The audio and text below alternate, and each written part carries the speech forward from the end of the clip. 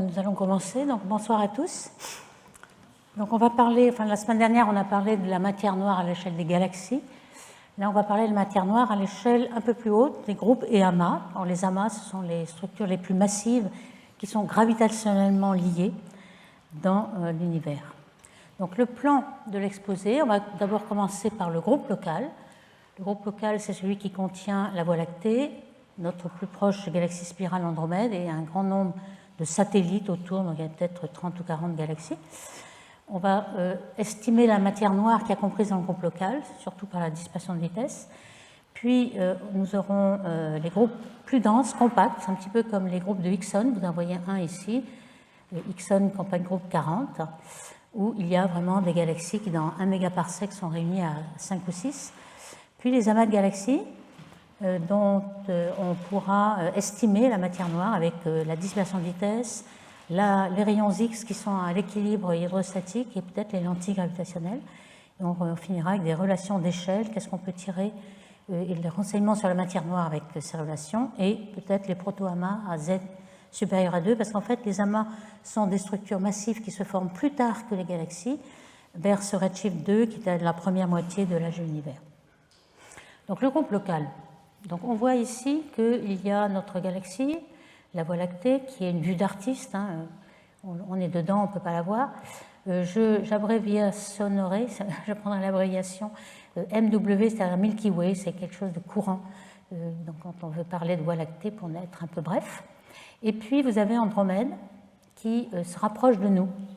Alors ce que avaient l'idée Kahn et Volger, qui étaient des précurseurs en 1959, ils voulaient avoir une petite idée de la matière noire qu'il y a dans le groupe, pas seulement autour de chaque galaxie, et ils avaient utilisé un argument qu'on appelle argument temporel ou timing argument, qui veut dire qu'on regarde qu'il a, puisque c'est un système lié, ils ont eu au moins le temps de faire une orbite l'un autour de l'autre. Alors quand on regarde M31 toute seule avec ses satellites, on sait que la matière, avec la courbe de rotation, etc., c'est environ 4 10 puissance 11 masse solaire. Pour la Voie lactée, c'est plus petit, notre système est moins massif, 10 puissance 11. Et on sait que la vitesse de Messier 31, l'Andromède, par rapport à le Soleil, est de 300 km par seconde.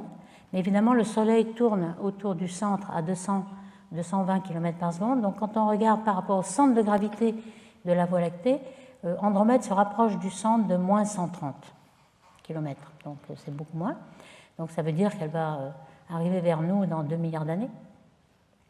Donc on suppose que ce sont ces deux premières galaxies et en première approximation, on peut dire qu'elles vont avoir une trajectoire keplérienne.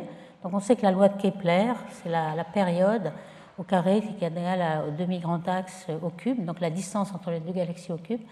Si vous regardez cela et que vous dites que la période doit être plus petite que l'âge de l'univers, donc 10 milliards d'années en gros, 10 puissance 10 ans.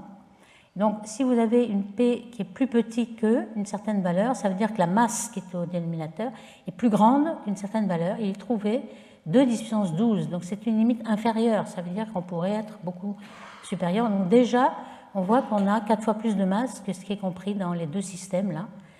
Ils en ont conclu qu'il y avait quand même de la masse invisible dans le groupe local, en dehors des galaxies.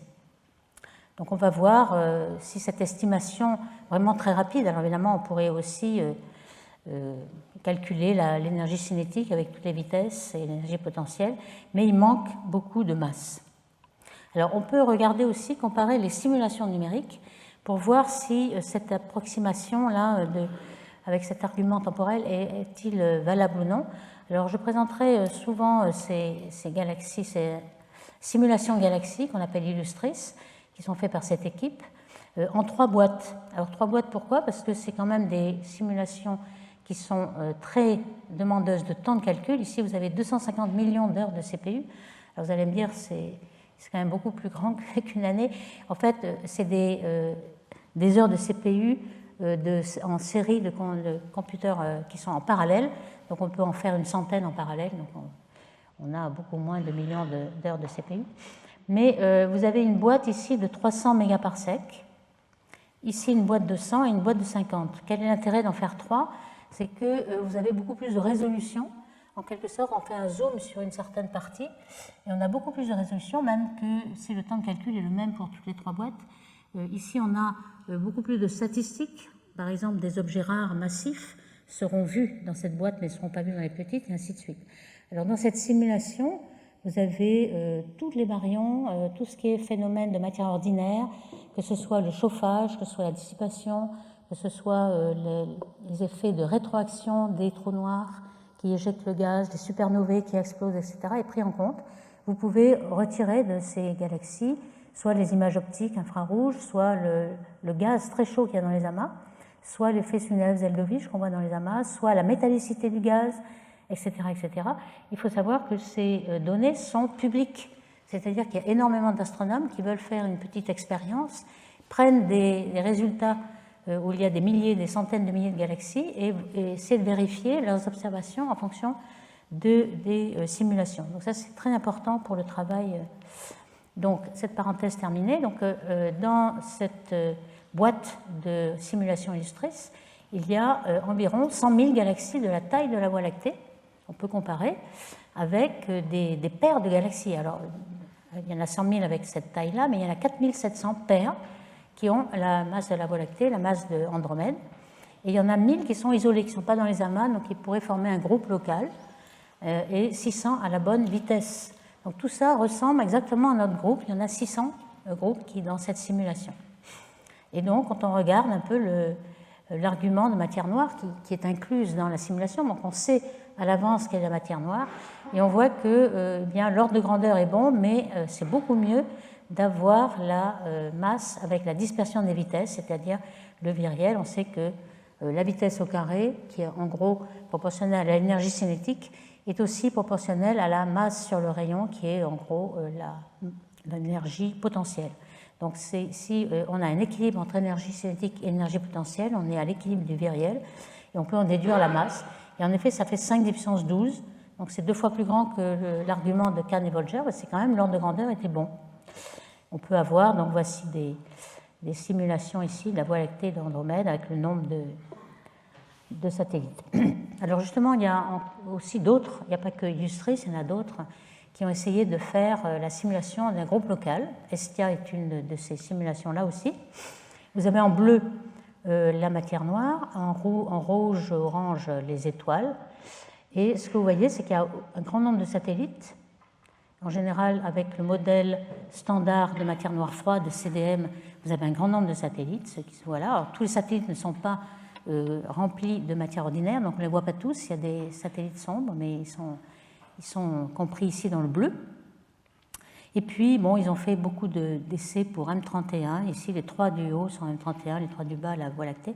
On a plusieurs possibilités, mais on voit toujours qu'il y a des séparations entre la matière noire et les étoiles, peut-être de l'ordre de 10 kg par sec, ça c'est intéressant, on verra par la suite, et avec des distances qui sont exactement celles entre Andromède et la Voie lactée de 0,7 mégaparsec. Donc tout ça nous montre qu'on a un peu compris la matière noire qu'il y a dans le groupe local, qui est quand même très importante, même par rapport aux matières noires qu'il y a autour de chaque galaxie. Alors les amas et les groupes, quelles sont les importances relatives? Alors là, j'ai montré l'amas de Coma, qui est un des amas les plus riches qu'il y a dans notre voisinage. Ce que vous voyez, c'est qu'il y a peut-être dans un amas 100 à 1000 galaxies massives.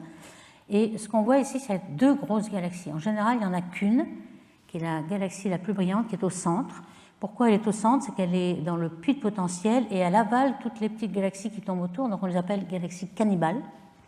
Et elles sont entourées d'une enveloppe d'étoiles, elles ont avalé beaucoup, et en général, elles sont bien plus massives que toutes les autres réunies, car elles ont avalé tout ce qui passait à proximité. Ici, on en voit 2, ça veut dire que l'amas de Coma, et ça c'est très fréquent, même les amas aujourd'hui ne sont pas encore complètement relaxés, ils sont toujours en train de recevoir des groupes ou des amas qui collisionnent et qui vont fusionner. Ici, on a certainement 2 groupes de amas qui fusionnent. Donc, pour donner des caractéristiques, voici un peu le caractère d'un amas de galaxies, 1000 galaxies géantes avec plein de satellites aussi autour, avec un cœur plus dense, 50 à 100 galaxies, et puis des groupes. Les groupes sont peu denses, 10 puissance 14 au lieu de quelques 10 puissance 15, masse solaire, et il y a plus de spirales. En général, en fonction de l'environnement, dans le vide, vous avez beaucoup de spirales avec du gaz qui forme des étoiles, puis progressivement, l'environnement va éplucher les galaxies de leur gaz, et elles ne formeront plus d'étoiles. Dans un amas comme Coma, il y a beaucoup d'elliptiques qui sont des galaxies mortes, c'est-à-dire avec des vieilles étoiles, mais il n'y a pas beaucoup de gaz. Alors, pour l'importance des amas, en fait, dans les amas, il y a assez peu de toutes les galaxies de l'univers. Il y a quelques pourcents de la masse de l'univers qui est dans les amas. Par contre, dans les groupes, la moitié des galaxies est dans les groupes. C'est-à-dire que le plus fréquent, c'est d'être dans un groupe, comme notre Voie lactée, par exemple, et à peu près la moitié des galaxies seraient dans le champ, sans groupe ni rien. Les amas, on en connaît un grand nombre. Alors déjà, les précurseurs étaient Abel, qui jusqu'au XXe siècle avait déterminé plus de 4000 amas riches. Les plus proches sont dans l'hémisphère nord, l'amas de la Vierge, qu'on connaît bien, et dans l'hémisphère sud, Fornax, qui sont à faible distance. L'amas de Coma est beaucoup plus riche, mais il est quand même 10 fois plus loin, pratiquement. Et il est rempli de gaz très très chaud que l'on voit rayonner en rayons X à 100 millions de degrés. Alors si je reviens donc un peu sur les groupes, ici dans notre groupe, on a plutôt deux parties. On a M31 avec son aéropage de satellites. Il y a aussi une galaxie spirale, M33, qu'on appelle galaxie du triangle. Et puis un petit peu plus loin, donc à 0,7 mégaparsec, la Voie lactée et puis ses plus grands satellites qui sont les 2 nuages Magellan. Et puis d'autres galaxies un tout petit peu plus indépendantes. Donc en général, on a 30-40 galaxies quand on compte tous ces satellites. Et ils contiennent quand même plus de spirales que dans les amas, car l'environnement est quand même moins dense. Par contre, il y en a moins que dans le champ. Alors autour d'Andromède, on connaît bien son environnement, et c'est assez caractéristique parce qu'il est très proche. L'imagerie a été faite avec le télescope Canada-France-Hawaï, qui a une grosse caméra qu'on appelle Megacam de 1 degré carré, et avec une mosaïque d'une centaine de vues. Ils ont cartographié des degrés et des degrés carrés. Ici, vous voyez qu'Andromède est une grande galaxie. Dans le ciel, en optique, elle fait 2 ou 3 degrés. Et puis, l'environnement, ce qui est autour de la galaxie, est énorme. Et tout ça, en couleur, ce sont des étoiles. Donc, comment ont-ils fait ça? Ils ont regardé étoile par étoile, individuelles, qu'ils ont, mis sur un graphe de Hertzsprung-Russell pour avoir les magnitudes, etc. Et ne pas confondre les étoiles de Messier 31 et de la Voie lactée. Car en fait, on est dans un bain d'étoiles de la Voie lactée, il faut les confondre. Ici, la galaxie, donc au centre, par rapport au Soleil, on est à moins 300, mais ici, on est à B égale 0. Donc tout ça à la même vitesse que toutes les étoiles de la galaxie. Donc ce n'est pas les vitesses qui vont nous renseigner sur le fait qu'elles appartiennent à la galaxie ou à Andromède.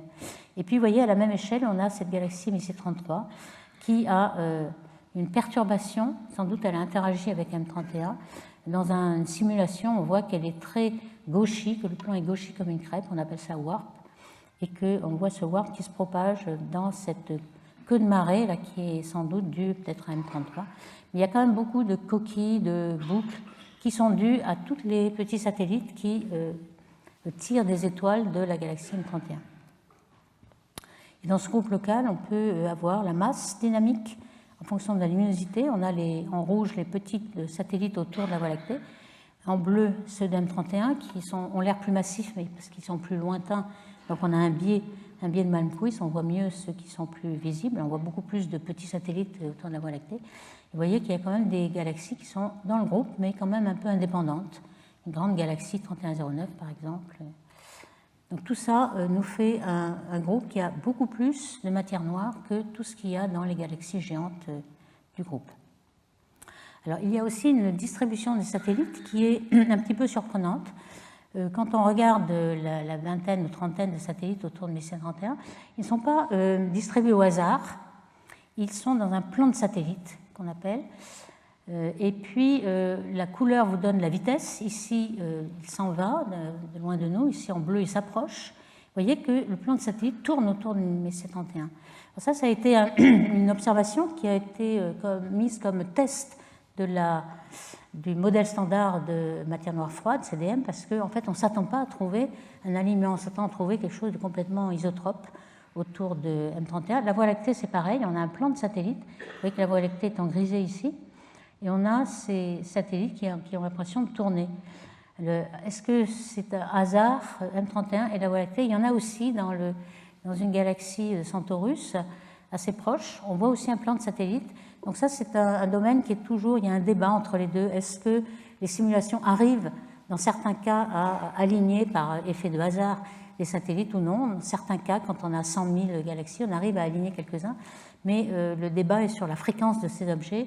Est-ce que ce serait une formation par interaction de marée avec des satellites de marée?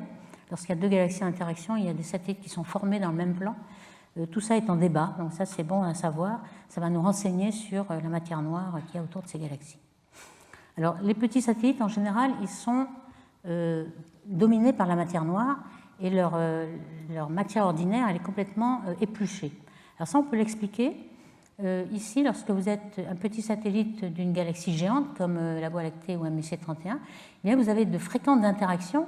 Ici, on a simulé des interactions avec un paramètre d'impact très petit, une trajectoire avec un apocentre ici, un apocentre, un péricentre. Et on voit qu'à premier apocentre, on épluche un petit peu, et puis encore un petit peu, puis à la fin, au quatrième, il n'y a presque plus rien. Et comme ce qui est épluché, c'est surtout les étoiles, le gaz a déjà été épluché au début, ensuite les étoiles, la matière noire beaucoup moins.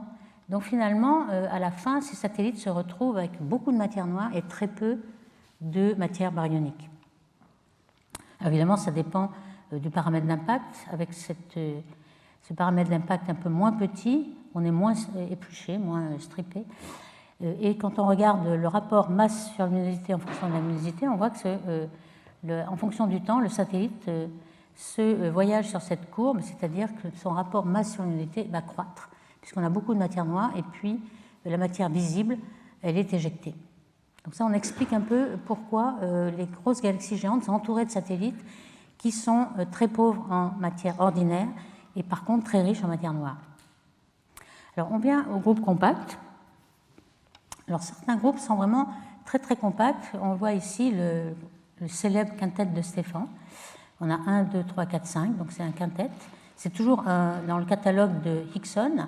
Ce catalogue comprenait 100 galaxies. On va voir qu'il y en a beaucoup plus aujourd'hui. Il y avait 4, 5, 6 galaxies et les autres, ils n'étaient pas au centre d'un amas, ils étaient un petit peu isolés et très compacts.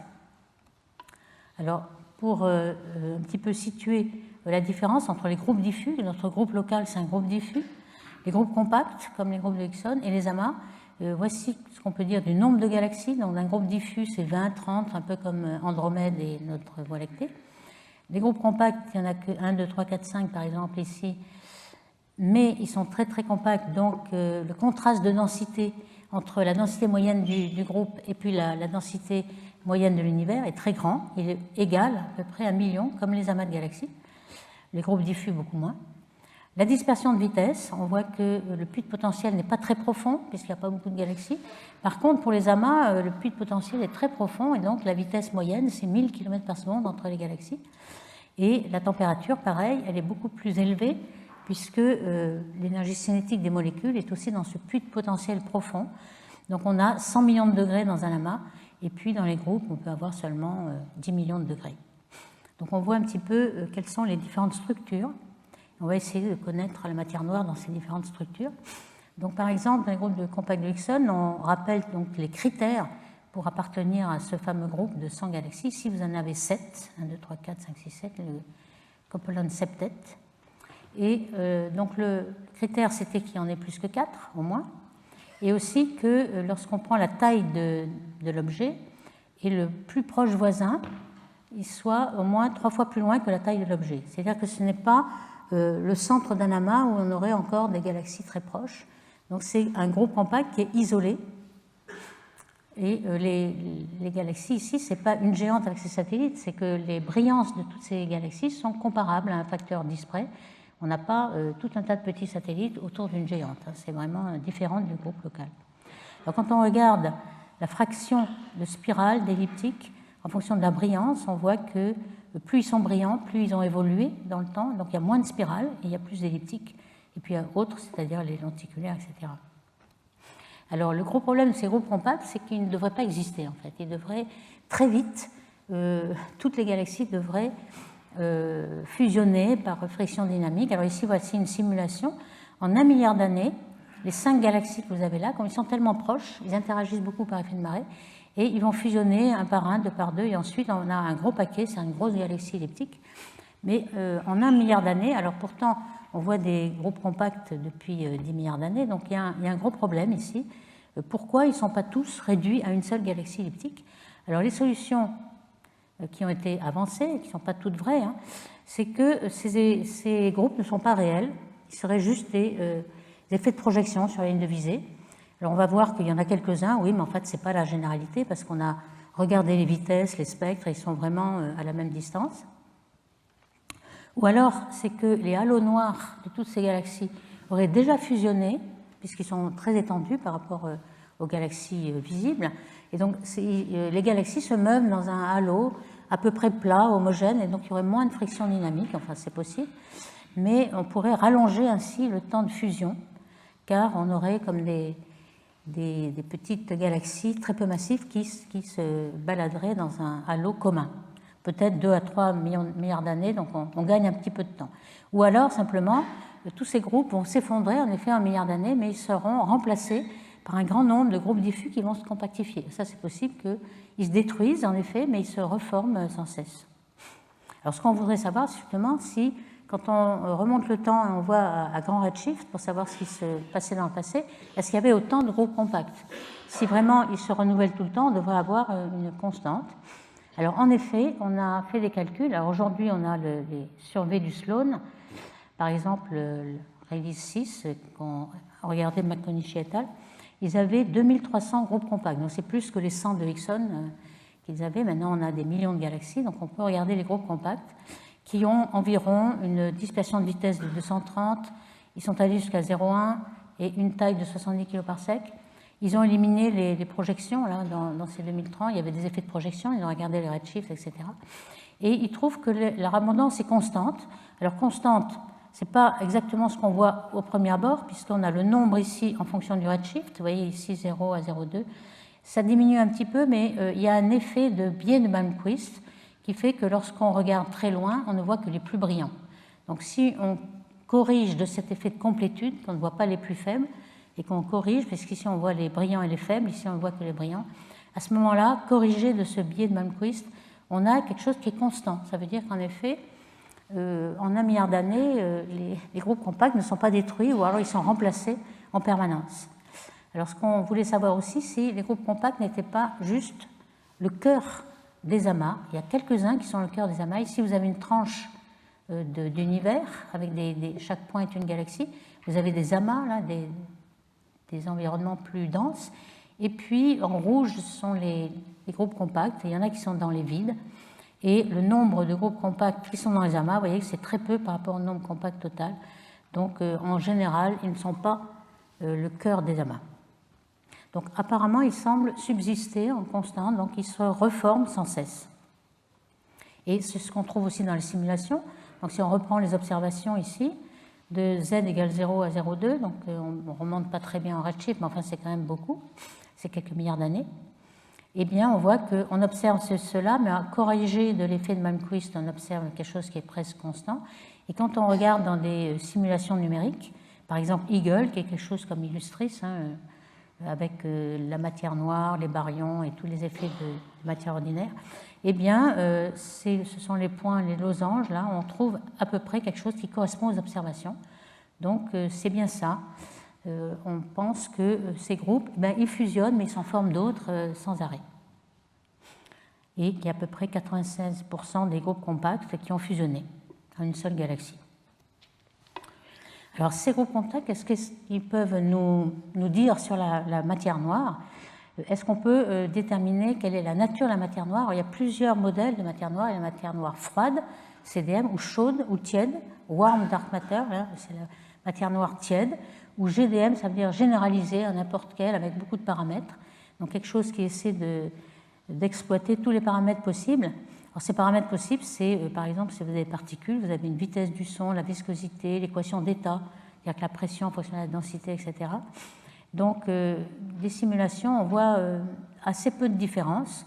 La seule différence par rapport à la matière noire froide, c'est que vous avez beaucoup moins de petites structures. Alors ici, vous avez une loi de puissance en fonction de l'échelle, qui est l'inverse de la taille. Ici, vous avez les petites tailles. Donc, vous voyez que la fonction GDM, enfin la matière noire généralisée, aura beaucoup moins de petites structures. Bon, c'est vrai qu'on voit un peu moins de petites structures, enfin, c'est pas flagrant. Et en tout cas, le nombre d'amas compacts, comme le groupe de Hickson, eh bien, il est à peu près semblable à celui de la matière noire froide. Donc, sauf on fait d'autres simulations pour raffiner un peu, mais a priori, il n'y a pas énormément de différence, donc ça ne va pas nous renseigner beaucoup. Alors, ces groupes compacts, il y en a qui sont tellement compacts qu'ils ont des rayons X, donc du gaz très chaud. Il y en a qui sont un peu moins, mais on le voit juste en UV. Par exemple, ici, vous avez même la détection de raies de Lyman alpha et puis de gaz très ionisés que l'on voit dans des raies UV. Ici, vous avez une raie de Lyman alpha et aussi de O6, N8. Donc, NE8, c'est très excité. Donc, on voit qu'il doit exister du gaz très chaud qu'on ne détecte pas encore en rayon X. Mais donc ça fait une petite partie de ces matières ordinaires qui manquent. On a vu la semaine dernière que dans les galaxies, il y avait 80% de la matière ordinaire qui était sortie, éjectée, peut-être par des effets de rétroaction, qui se retrouvaient autour des galaxies ou dans les filaments. Et ici, on commence à en trouver un petit peu, puisqu'il y en a dans le gaz chaud, mais pas autant que ce qu'on attendrait avec la fraction universelle de baryon. Par contre, lorsqu'on a un groupe compact, mais avec une galaxie elliptique, donc il y a assez évolué, qui a déjà fusionné quelques galaxies de groupe, on commence à avoir des rayons X, et en effet, on a une température qui va jusqu'à 10 millions de degrés. Et il commence à y avoir pas mal de matière ordinaire qui se retrouve dans ce gaz chaud. Alors ici, on a mis la dispersion de vitesse en fonction de la température, à la fois pour les amas et pour les groupes. Vous voyez que c'est un peu la même relation. Donc entre les groupes et les amas, il n'y aurait pas de transition très définie. Il y a des gros groupes et des petits amas en quelque sorte, et on va de l'un à l'autre de façon continue, ce n'est pas bimodal. Et on a un peu la même relation d'échelle. Alors si vraiment cette relation d'échelle est due à la gravité, on s'attend à ce que la luminosité en rayons X du gaz chaud soit en T au carré. Et comme T, c'est la température, c'est l'énergie cinétique, on devrait avoir Lx étant sigma 4. C'est à peu près ce qu'on a. On va voir qu'on a des effets autosimilaires dus à la gravité. Alors il y a aussi les groupes fossiles. Alors, qu'est-ce que c'est qu'un groupe fossile? C'est lorsque le groupe compact aura fusionné 2 ou 3 galaxies. Au centre, on aura une galaxie elliptique qui sera bien plus brillante que les galaxies autour. On appelle ça fossile parce que c'est justement la mort du groupe compact.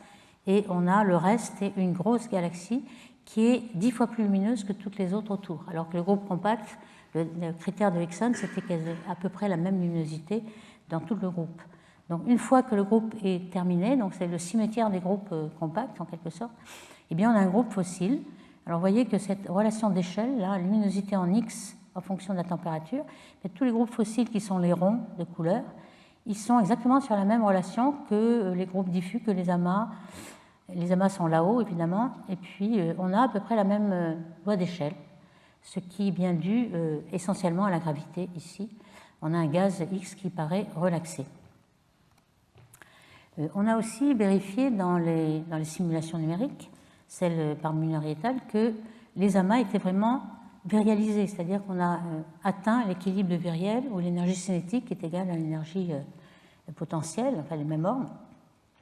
Et en effet, on voit ici le sigma, là, la dispersion de vitesse en fonction de la masse. La masse à 200, ça veut dire où la densité moyenne à l'intérieur de ce rayon est égale à 200 fois la densité moyenne de l'univers. Donc c'est le contraste de densité, 200. Donc on a ici la matière noire, ici les halos, les satellites et puis les galaxies. On voit qu'on a bien cette relation du viriel qui, lorsque V2 égale Gm sur R, hein, l'équilibre, eh bien, on a un gaz chaud qui est pratiquement homogène, donc M est en R cube, on obtient que sigma doit être en la puissance 1/3 de la masse. Et c'est à peu près la puissance à laquelle on s'attend. Alors, le but de l'exercice, c'était de savoir si on n'avait pas un biais quand même, parce qu'on s'attend à cela pour la matière noire. Et c'est ce qui est en effet. Ici, on a sigma en M alpha. Le alpha est ici, ploté. En effet, on s'attend à un tiers pour la matière noire, les points noirs. Et ce qui est écrit en vert, c'est ce à quoi on s'attend en théorie. En fait, ce qu'on observe, ce n'est pas le sigma de la matière noire, bien sûr. On observe le sigma de la matière visible, puisque c'est la seule chose qu'on voit. Et à ce moment-là, c'est les rouges et les bleus, c'est-à-dire ceux qu'on voit, là, les galaxies. Et ils sont un tout petit peu au-dessus. Pourquoi? Parce qu'il y a un biais. Alors, il faut corriger de ce biais si on veut connaître vraiment la matière noire dessous. Le traceur a un petit biais. Alors, ce biais, à quoi est-il dû? Il est dû à des tas de phénomènes qui se superposent à la gravité. Par exemple, les rétroactions, on a des supernovae, on a des trous noirs qui rejettent le gaz, etc. On a quelque chose qui chauffe les galaxies qui n'est pas gravitationnel. On a de la friction dynamique, la destruction de marées, etc. Et tout ça fait qu'on a un certain biais, on a une sigma qui est différente du sigma de la matière noire derrière. Donc il faut corriger de ce biais si on veut connaître la nature de la matière noire derrière. Alors pour les amas de galaxies, donc en fonction du redshift, ça on aimerait bien connaître l'évolution aussi en fonction du temps.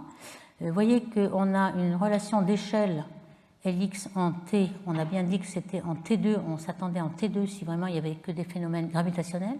Ici on voit que la pente elle est très proche, pas tout à fait 2.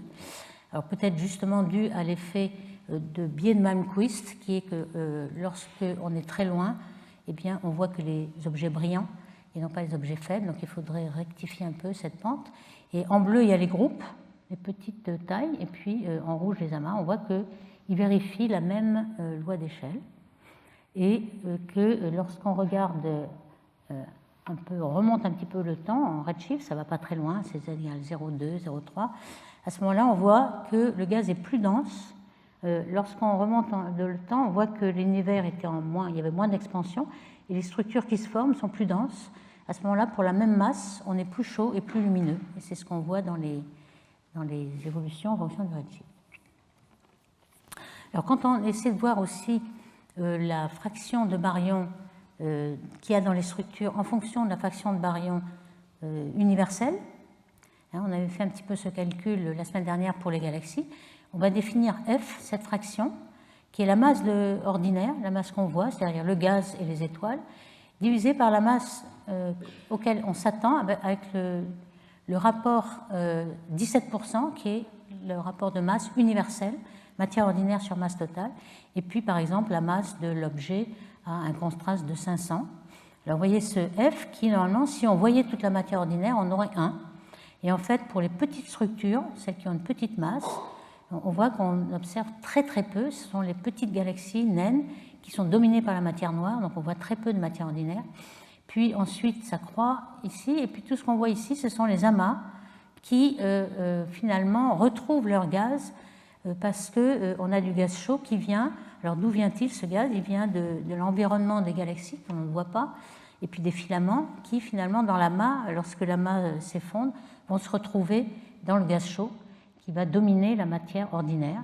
Donc on voit qu'on tend vers 1, on n'a pas tout à fait 1, on tend vers 1, et ça c'est assez intéressant, ça veut dire qu'on retrouve toute notre matière ordinaire qui n'était pas connue, en tout cas dans les amas. Alors quand on regarde les étoiles seulement, évidemment on a toujours cette courbe-là, et puis ensuite évidemment ça tombe, ici c'est le gaz très très chaud, mais on n'a pas d'étoiles. Alors, justement, est-ce que ce gaz chaud est en équilibre? Pratiquement, oui, il est en équilibre.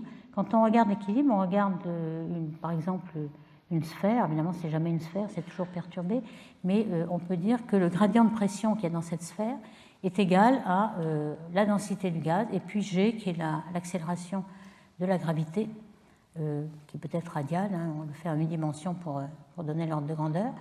Et donc, on essaie de voir si la densité surfacique qui correspond à cette résolution-là va être de cet ordre-là. En fait, ce qu'on observe dans le gaz, c'est un cœur avec une distribution qui décroît en R-3.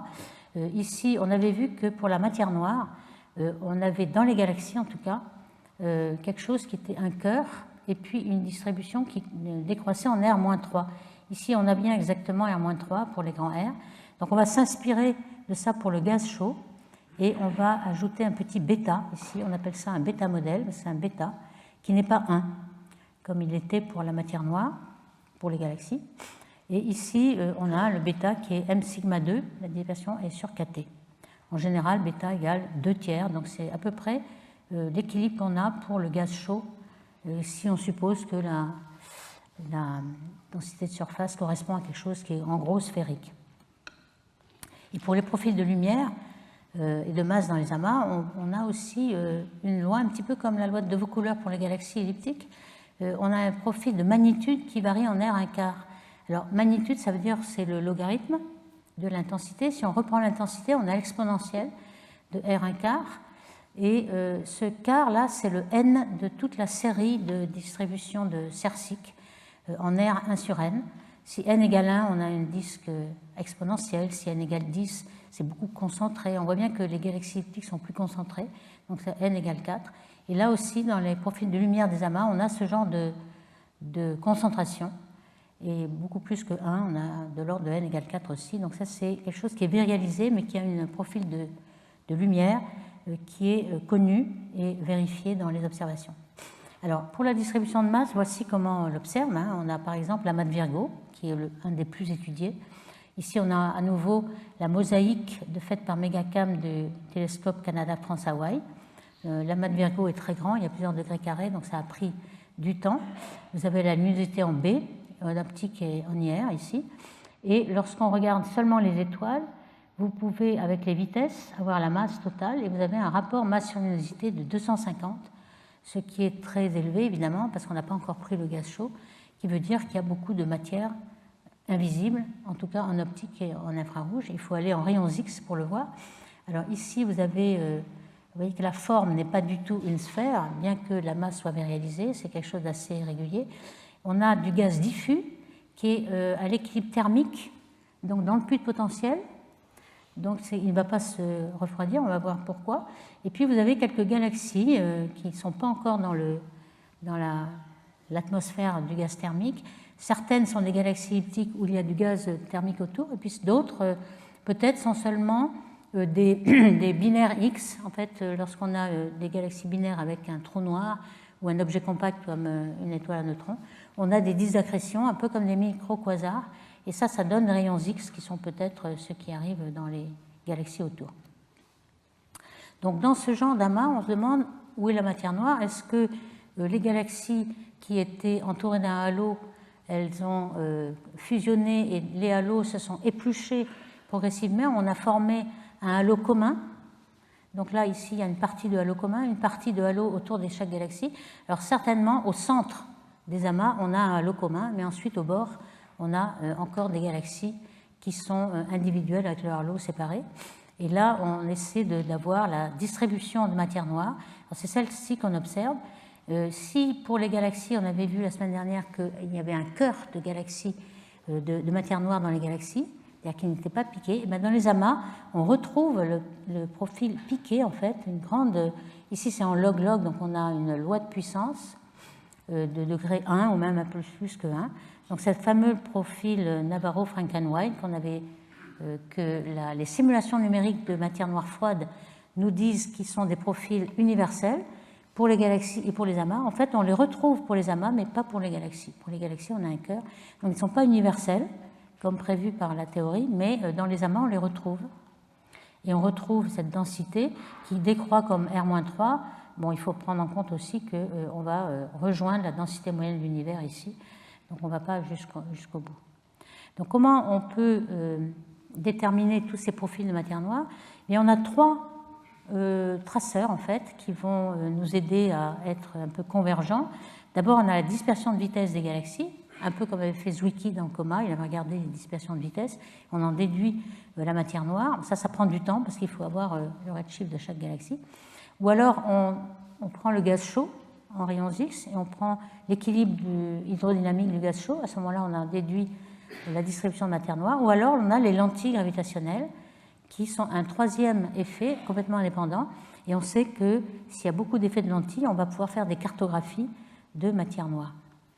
Alors, ces profils de galaxies, je reviens sur ce profil dû à la gravité qui doit avoir sigma en m 1/3.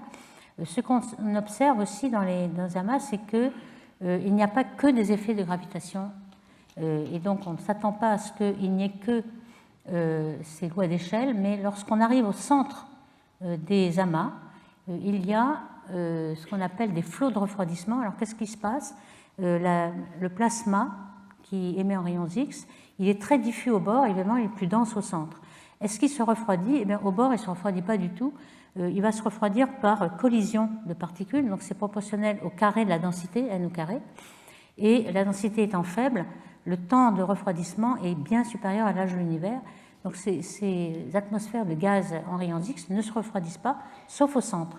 Alors au centre, évidemment, n va croître, n au carré est bien plus fort, et le temps de refroidissement par collision, il va être inférieur à l'âge de l'univers, il va être de 300 millions d'années, inférieur à 1 milliard d'années. Donc on s'attend à ce que beaucoup de gaz tombent vers le centre, se refroidissent. Le gaz chaud va, ce qu'on appelle le flot de refroidissement, il va se refroidir. Et en fait, on n'a pas observé ça. On s'attendait à ce qu'il y ait énormément de gaz froid qui tombent et qui forment des étoiles, etc. On n'a rien vu. Mais ce qu'on voit, c'est qu'il y a un trou noir supermassif au centre qui est très actif dans tous les amas de galaxies. Vous avez un gros noyau actif. Alors, il tombe un petit peu de gaz, peut-être 10 fois moins que ce qu'on avait prévu. Ce gaz va alimenter le trou noir et le trou noir va produire des phénomènes très énergétiques. Lorsque la masse tombe sur le trou noir, ça fait une énergie gravitationnelle énorme qui va chauffer, faire des vents et réchauffer le gaz. Donc on a un effet de rétroaction qui empêche ces flots de refroidissement. Il y en a un petit peu quand même puisqu'il faut alimenter le trou noir, mais ensuite il y a tellement de rétroaction que la galaxie est chauffée. Donc quand on regarde l'entropie ou le chauffage finalement, on voit qu'au centre, il y a une entropie qui est supérieure à ce qu'on s'attendrait et on n'a pas ce profil qui est dû à l'autogravité. Il n'y a pas que la gravité qui domine, il y a tous ces effets de trou noir, de chauffage, etc., qui n'ont rien à voir avec la gravité. Et donc on n'a plus les relations d'échelle et on a beaucoup de rétroaction. Donc quand on regarde ces relations d'échelle, ce qu'on attendait à l'x en fonction de m, eh bien on s'attendrait, toujours avec la gravité, une pente entière. Alors vous voyez que normalement c'est 1,8, mais que si on corrige de la complétude, on peut avoir 1,2. Donc ça marcherait avec ce biais de Malmquist. De même, Lx en fonction de t, on s'attend à 2, c'est presque 2. Et dans les simulations numériques, on retrouve cet effet, c'est-à-dire qu'on a bien en bleu la loi de gravité, et par contre, dès qu'il y a un AGN, un trou noir, un noyau actif, eh bien l'entropie augmente et on a quelque chose qui est orange ici. On a beaucoup plus de chauffage au centre de l'amas. Donc tous ces phénomènes de refroidissement qu'on ne voit pas, ils sont dus au chauffage dû à ces trous noirs supermassifs au centre des amas. Alors les lentilles gravitationnelles donc, qui vont nous aider à détecter la matière noire dans les amas, voici en gros le principe. On a un amas de galaxies ici, on a une galaxie de fond, et on aura des milliers de galaxies de fond.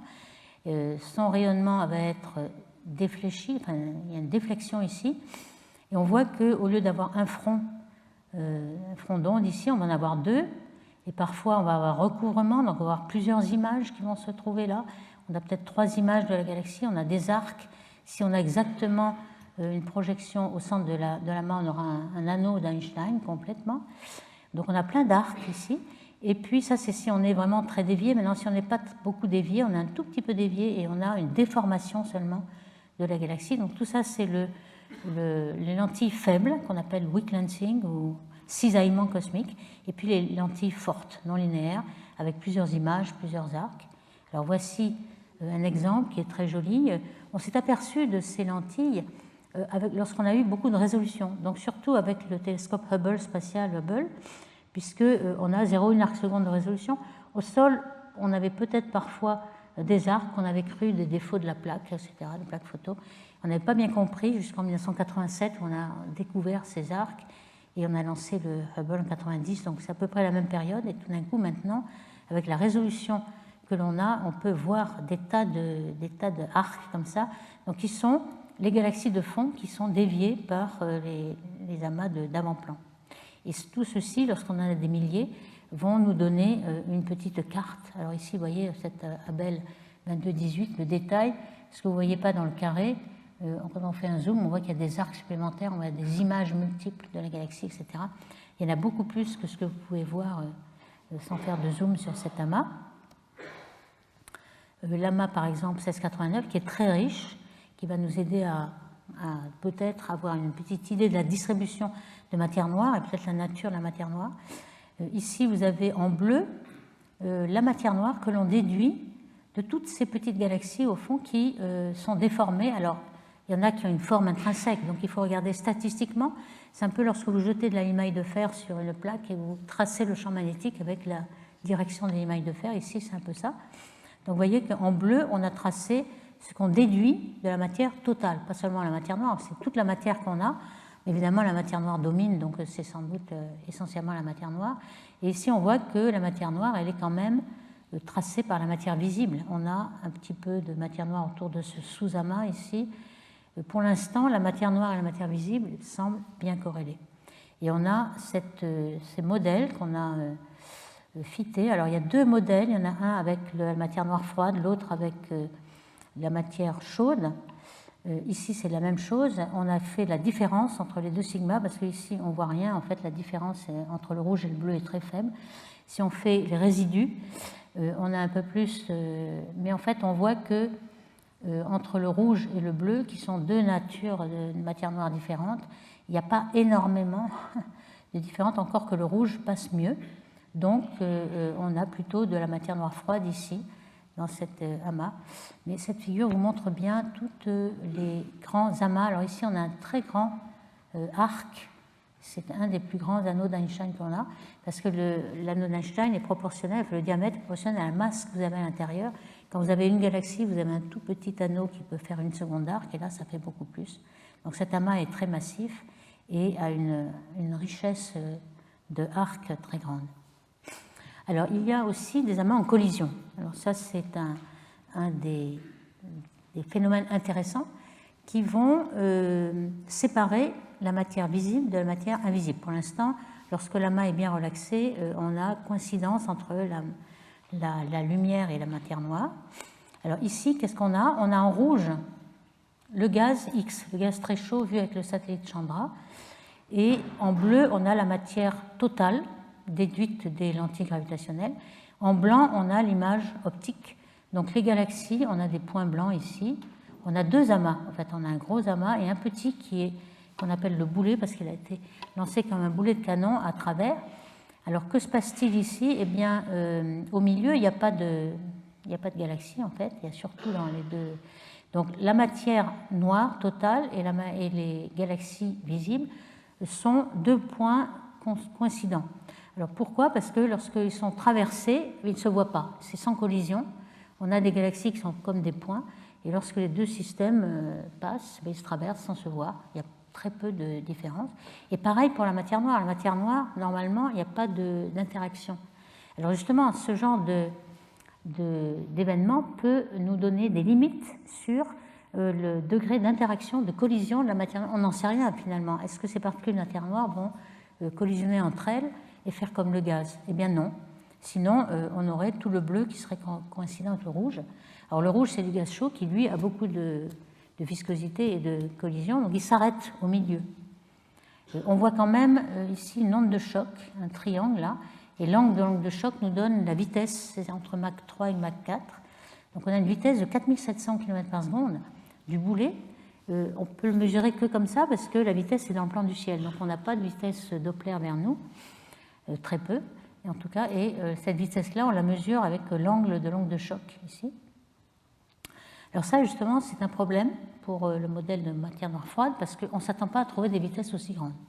Par contre, on a bien dit aussi que si on avait de la gravité modifiée, il y aurait un gros problème de gravité modifiée puisqu'on a séparé la matière ordinaire, qui est essentiellement dans le gaz chaud, et la matière noire. En fait, il ne faut pas se focaliser là-dessus puisque dans le modèle monde de gravité modifiée, on a des problèmes dans tous les amas, pas seulement dans cet amas-là, mais dans tous les amas, il y a un problème.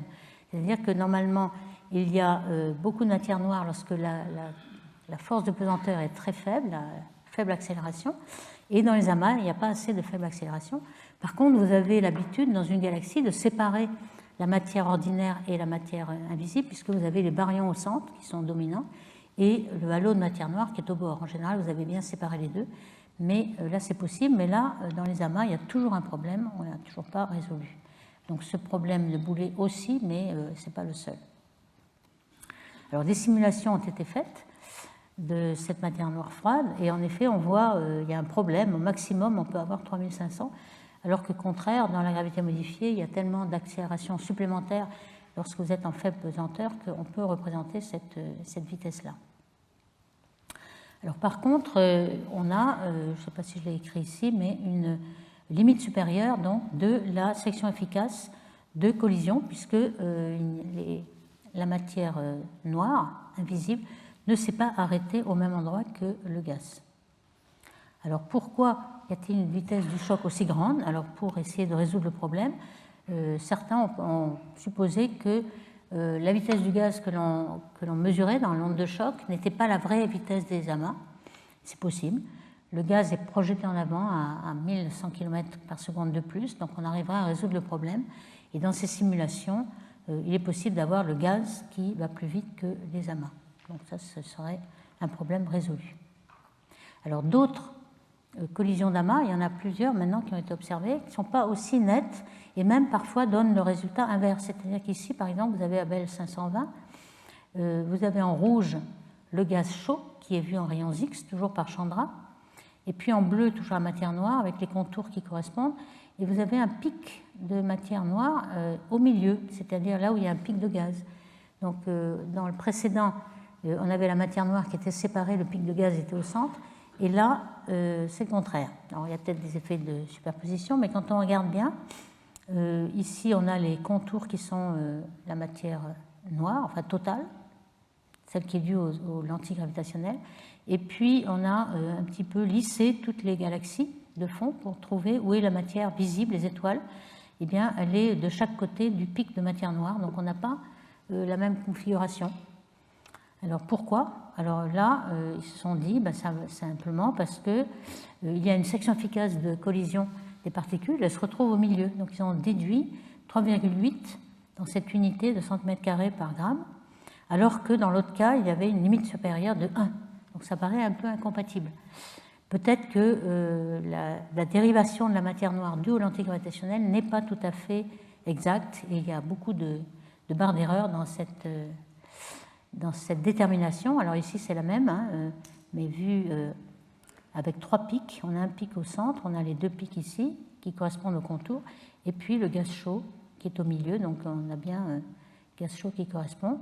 Alors certains ont dit oui, mais au centre on n'a pas assez de données, on n'a pas assez d'arcs gravitationnels pour déduire la matière noire. Donc si on prend une façon optimale la parcimonie, donc on n'a pas assez de données, on a une sparsité paraméteur. À ce moment-là, on peut retirer en fait les zones où il y a beaucoup d'incertitudes et retrouver quelque chose qui correspondrait mieux au premier cas, c'est-à-dire qu'il n'y a pas de section efficace de collision, il n'y a pas de collision dans la matière invisible. Donc vous voyez qu'il y a quand même des incertitudes de chaque côté. Aujourd'hui, on en a une grande quantité, même plus que ça, peut-être une centaine, et tous donnent quelque chose qui est quand même compatible au fait qu'on n'ait pas de collision, c'est-à-dire que la section efficace de collision de ces particules a une limite supérieure, et donc on a tendance à ne pas favoriser les modèles qu'on appelle SIDM pour Self-Interacting Dark Matter, c'est-à-dire la matière noire qui interagit avec elle-même, donc il y a des collisions entre particules. Ok.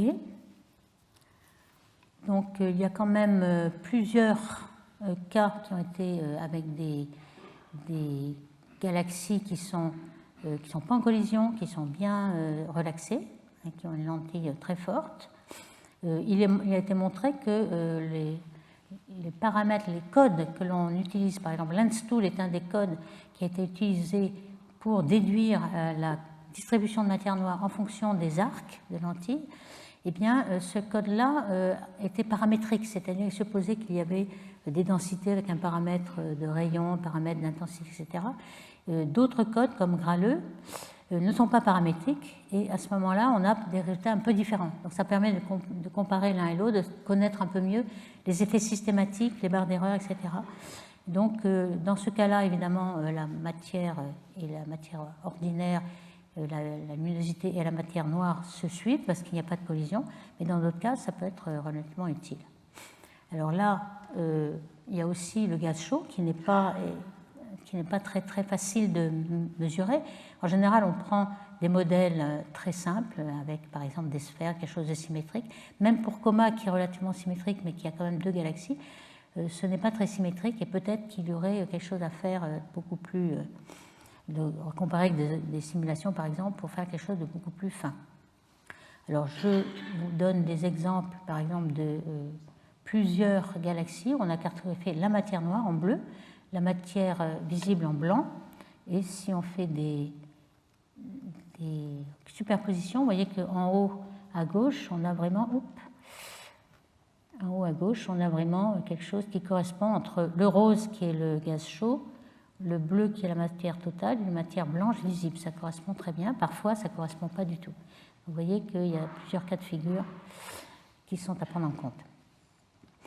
Alors, est-ce qu'il y a maintenant, en fonction du redshift, est-ce qu'on a des amas de galaxies très massifs à grand redshift? Oui, le plus gros redshift possible.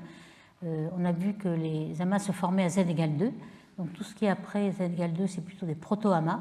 Ici, on a un amas très loin, qui est pourtant très massif, et qui sans doute a été formé dans une zone de superdensité, une surdensité par rapport au reste. Et on a ici, en bleu, ce n'est pas la matière noire, pour ce coup-ci, c'est plutôt le gaz X, et la matière noire est ici en contour. Donc on a quelque chose qui représente bien masse et luminosité sont cohérentes, et aussi on a une masse de 2,3 10 puissance 14, quelque chose d'assez massif. On a le plus massif et plus proche, on l'appelle El Gordo, ça veut dire le gros en fait en espagnol, et on voit que c'est quand même 10 fois plus massif que l'autre, et il est en collision. Celui-là, on a 2 sous-amas en collision. On a quelque chose qui est un peu comme une comète, et ce sous-amas a donné beaucoup de travail pour le simuler, car il y a beaucoup de décalage entre la matière noire d'un côté, le gaz chaud en rouge de l'autre. Il y a toujours ils ne sont jamais au même endroit. Et donc, les simulateurs, on en déduit qu'il y avait quand même une section efficace de collision pour la matière noire, ce qui est un peu contradictoire avec ce qui a été précédemment réduit. Donc, encore une fois, les modèles ne sont peut-être pas complètement parfaits. Une autre avec... alors, quand même, les modèles deviennent de plus en plus précis. Ici, j'en cite un où il y a le gaz chaud en vert et la matière noire en contour noir. Et on arrive à, disons, simuler exactement quand le passage a eu lieu à partir de la collision exacte ici, en fonction de la température du gaz, en fonction des différentes séparations entre gaz et matière noire. Donc ici, il y a une séparation. Est-ce que c'est de la matière noire qui interagit avec elle-même? On dirait que non. Donc là, on arrive à quand même faire des progrès dans cette nature. Alors, une comparaison avec les amas de galaxies qu'il y a dans la simulation illustrée, ça a été fait par Locas récemment. Donc, il a regardé tous les amas qui étaient en collision avec un petit amas avec un rapport 1/10. Donc, ce n'est pas une fusion majeure, c'est une fusion mineure. Et évidemment, dans cette boîte-là, on ne trouve pas encore le plus rare, qui est l'amas du boulet, mais on a quelque chose qui s'en rapproche, avec des galaxies qui passent à travers des autres.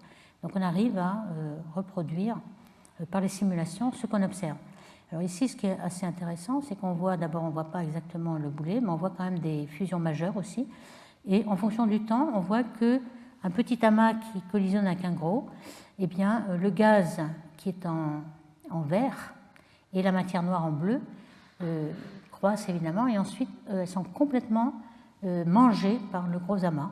Les étoiles pas encore, mais le gaz et la matière noire sont mangés. Donc on voit un petit peu les échanges qui se passent l'un à l'autre par les simulations numériques qui sont un peu plus réalistes par rapport à la géométrie, etc.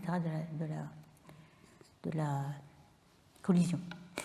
Alors, est-ce qu'on peut maintenant voir au-delà de z égale 2? Alors, au-delà de z égale 2, on voit des proto-amas.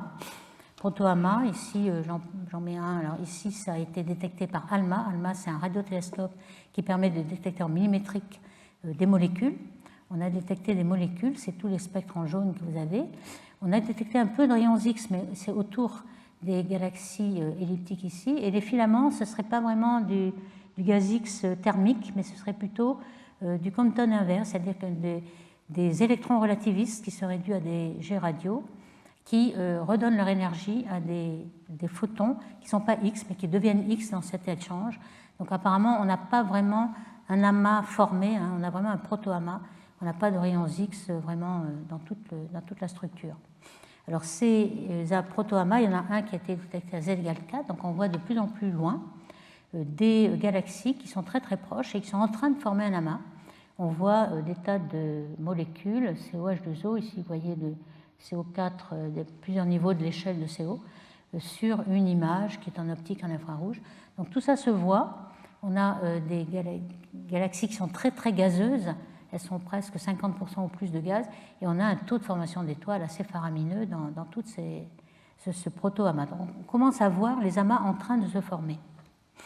Donc j'en terminerai là, et pour faire un résumé, je pense qu'on peut dire que dans le groupe local, on commence à connaître toute la matière noire que nous avons entre notre galaxie Voie lactée et Andromède. On a vu que les groupes compacts ne l'étaient pas pour longtemps, mais qu'ils étaient sans cesse reformés. Et dans les amas de galaxies, on a beaucoup d'indicateurs de matière noire, que ce soit les vitesses, le viriel, l'équilibre hydrostatique du gaz chaud, les lentilles fortes. Et plus tard, hein, j'ai représenté ici dans le futur, on aura peut-être l'effet Sunel-Zeldovich dû au fond cosmologique. Et on s'attend à ce que, vous voyez que les amas se forment à z égale 2, donc il y a très peu d'amas. Ici, c'est le nombre d'amas en fonction du temps. Au début de l'univers, on a très peu d'amas, qu'on va peut-être détecter avec des télescopes puissants, comme le 30 mètres, l'Extreme Large Telescope. Et puis, aujourd'hui, on a tous ces amas un peu formés entre z égale 0,5 et 1 et qui vont pouvoir être détectés avec tous les télescopes présents. Donc, merci beaucoup.